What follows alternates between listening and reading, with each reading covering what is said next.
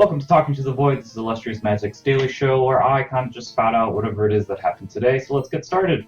First things first, Persona 4 Dancing All Night launch trailer showed off a lot of the animation of the game, which of course is very gorgeous. Really made me want to go back and play Persona 4 Golden on my Vita because I haven't touched it in a while. Probably won't pick up this though just because it's a rhythm dancing game, and actually it's apparently more of a light novel, like a adventure novel sort of thing instead of an actual rhythm game, which also makes me not really care about it and probably just watch the videos on YouTube because, hey, I have other things I have to spend my time on, like the Uncharted Collection and Transformers Devastation.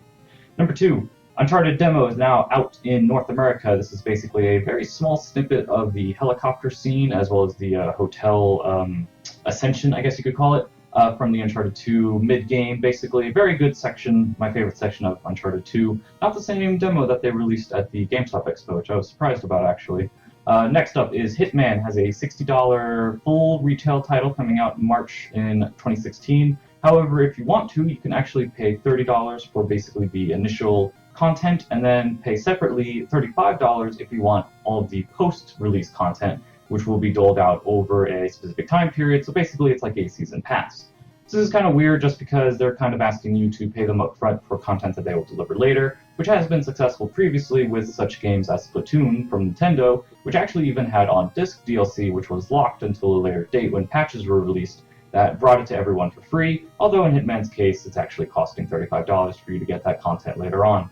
Kind of confusing. I do like how they're trying to present Hitman as a games as a service platform where, you have the base game and then it kind of add on to it. They're doing kind of the same thing with Street Fighter V, except that is a pay one time and get everything, whereas Hitman is you can potentially pay one time, or you can pay a small fee and then pay more fees afterwards for the season pass to get all the other content. So a little bit confusing, don't know how I feel about that. Now, Back to the Future, the game is getting a 30th anniversary update, basically. It's a re-release, remaster for the PlayStation 4 and Xbox One. This game released early on in the PS3, Xbox 360, and PC generation, although PC doesn't really have generations. Anyway, it's kind of like an early adventure game from Telltale, who of course are now very famous for their adventure games. However, this one was one of their more middling sort of area. They didn't quite get to The Walking Dead where they really hit their stride.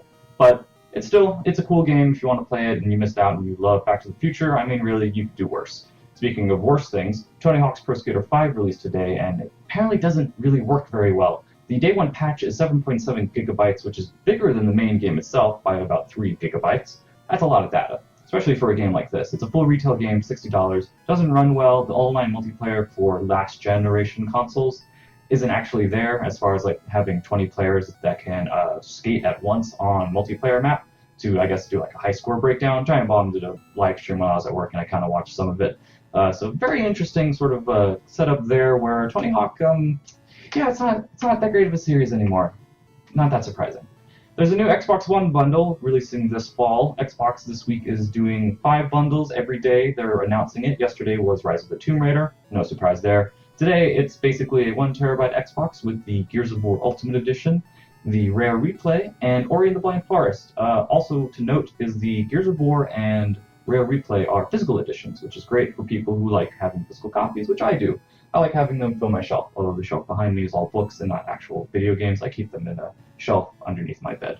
Moving on, the Firmware 3.0 is launching tomorrow for Sony's PlayStation 4 console. It brings live streaming directly to YouTube, which is probably the most touted and impressive feature of the update. It's funny that, we're past the whole PS3 generation, which was very well known for its firmware updates, but we're still getting trailers for major firmware updates on our consoles, which is funny. Not only does it bring YouTube, but also brings a events app, communities that you can join and talk with, kind of like forums.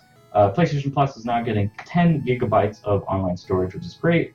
You can directly upload videos to Twitter. I don't know if there's like a data or time limit on that, though. And then you can also get recommended videos on the Live from PlayStation section, which was previously used to view Twitch streams.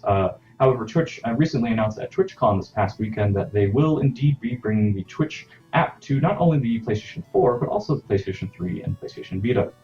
So that's it for today. Today is September 29th, 2015. It's a Tuesday, so of course the PlayStation Store got updated, but there wasn't really that much besides the Nathan Drake Collection that was updated on there that was really worth talking about besides, well, the disaster that is Tony Hawk Pro Skater 5. But For everything else, you can go to dualshockers.com, where I work as a staff writer, and keep it locked to Illustrious Magic for pretty much all the other dumb videos that I decide to do in my spare time. And as always, thank you for watching.